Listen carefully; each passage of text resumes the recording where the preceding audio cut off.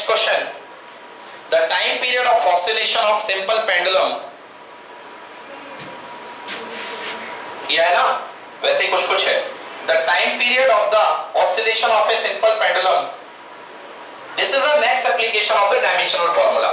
ये dimension formula के हम एप्लीकेशन देखते जा रहे हैं। एक क्या देखा, यूनिट को एक यूनिट से एक सिस्टम से दूसरे सिस्टम में कन्वर्ट करने में। अब अगला देख रहे हैं हम कि किसी का भी फार्मूला बनाने में, किसी भी फिजिकल क्वांटिटी का फार्मूला बनाने में। This is application number 2, to derive the formula of any physical quantity. ठीक है ना? यस, लिखिए, the time period of oscillation of a simple pendulum, the time period of oscillation of simple pendulum depends on the mass of bob, depend on mass of bob,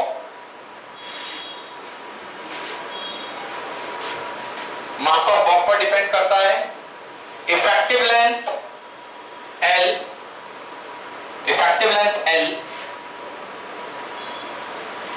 and acceleration due to gravity G, acceleration due to gravity G. Using dimensional analysis, derive the relation for the time period, dimensional analysis के concept को use करते हुए time period के लिए relation बनाइए। Very very important, sure for exam question. Okay, yes, see look here, what I have given you, एक pendulum है, pendulum का time period is denoted by capital T.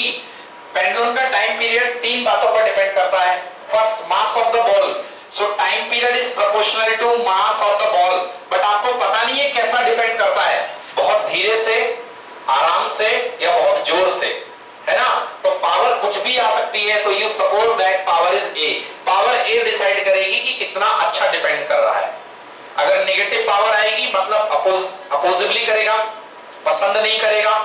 Negative power, see here, मान लो ये आ गया t की power -1, मतलब t is inversely proportional to mass, मतलब mass बढ़ेगा तो टाइम पीरियड क्या होगा, घटेगा। और अगर m की पावर 2 आ गई मतलब मास बढ़ेगा तो टाइम पीरियड बहुत जोर से बढ़ेगा।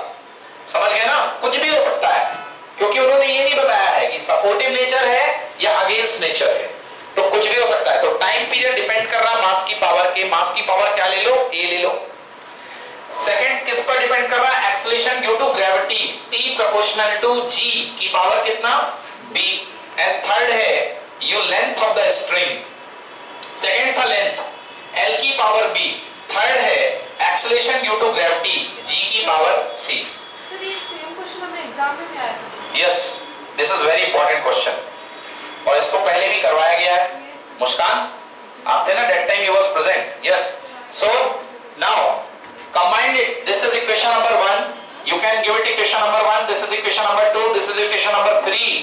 Now combine them 1, 2 and 3. On combining them you will have a concise expression, t m की power a, l की power b, g की power c.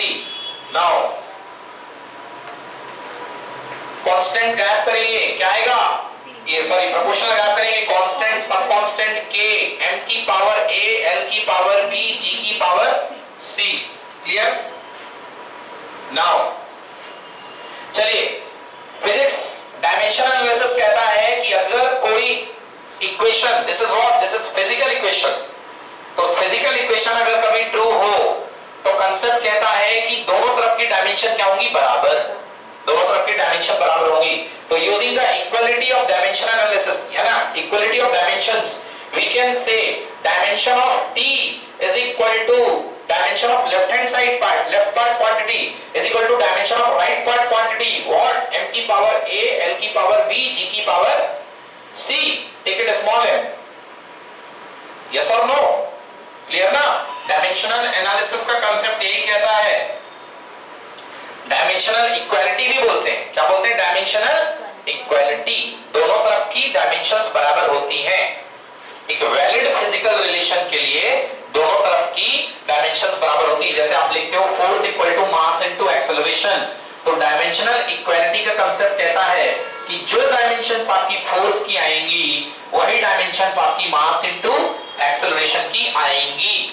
This is the statement of dimensional equality. चलो भाई, यहां पर मास तो कुछ नहीं है, मतलब मास कितना 0, लेंथ भी कुछ नहीं है, लेंथ भी कितना 0, टाइम है 1 पावर से लगा दो टाइम, कांस्टेंट का कोई कुछ नहीं होता बेचारे का डायमेंशन, कांस्टेंट को गायब कर दो, हटा दो, क्योंकि कांस्टेंट डायमेंशन में आता ही नहीं है, उसकी कोई डायमेंशन नहीं होती है। मास, m फॉर मास, मास की पावर कितना a, मास की power a, m power a। Now what is l? l मतलब लेंथ, l मतलब लेंथ, लेंथ की पावर कितना b, लेंथ की power b। Now what is g? g is the acceleration due to gravity, है तो बेचारा acceleration, metre पर second square, metre पर सेकंड स्क्वायर मतलब l t की पावर -2 का पावर कितना c, l t का पावर -2 का whole power c, bracket close. Clear हुआ? क्लियर ना?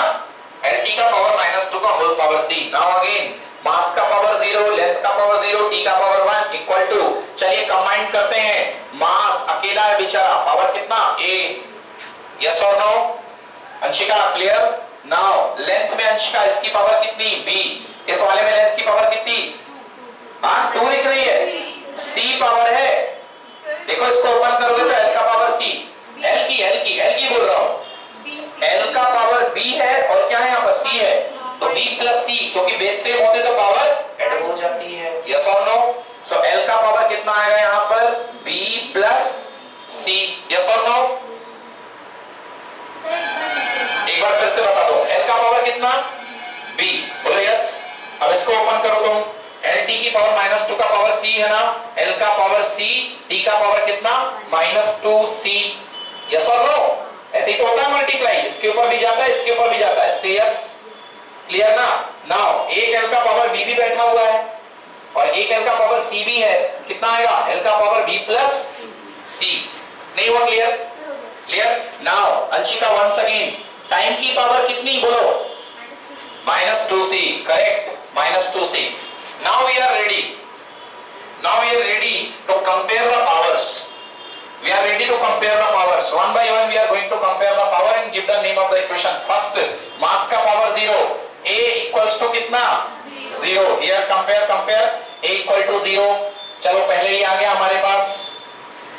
Second b plus c equal to 0, but more easy, -2c equal to 1, देखो c की पावर कितनी -2c है ना, टाइम की power, and here it is equal to 1, so more easy, -2c equal to कितना 1, so c equal to कितना -1/2, this is third part, b plus c equal to 0, third part b plus c equal to 0 here, but fortunately you have the value of c, so b equal to what, 0 minus c, Anshika b is equal to minus c, but you have the value of c now, no worry, minus of what is the value of c, -1/2, so you have b is equal to how much, 1/2, you have the value of a, you have the value of b, you have the value of c, so your answer is in your hand now।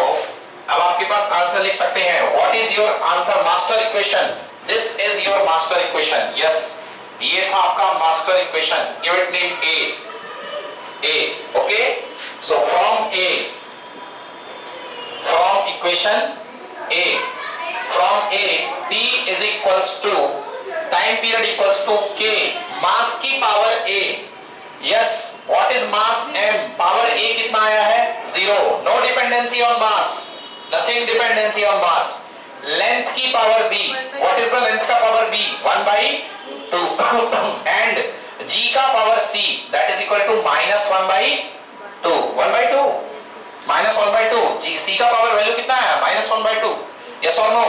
Write it more beautifully, you can write it k, m को गोली मारो, l का power 1/2, g का power -1/2 है, upon में आ जाएगा, g का power 1/2, yes or no?